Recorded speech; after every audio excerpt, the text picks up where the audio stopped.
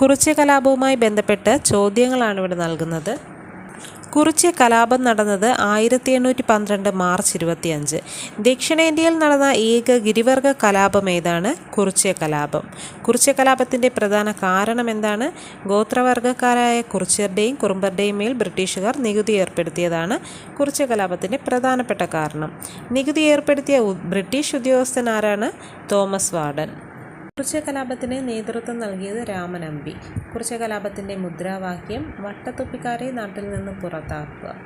ഒരു മാസം കൂടി പിടിച്ചു നിൽക്കാൻ കലാപകാരികൾക്ക് കഴിയുമായിരുന്നെങ്കിൽ രാജ്യം അവരുടെ നിയന്ത്രണത്തിലായേനെ എന്ന് കുറിച്യ കലാപത്തെക്കുറിച്ച് അഭിപ്രായപ്പെട്ടത് TH ബാബർ.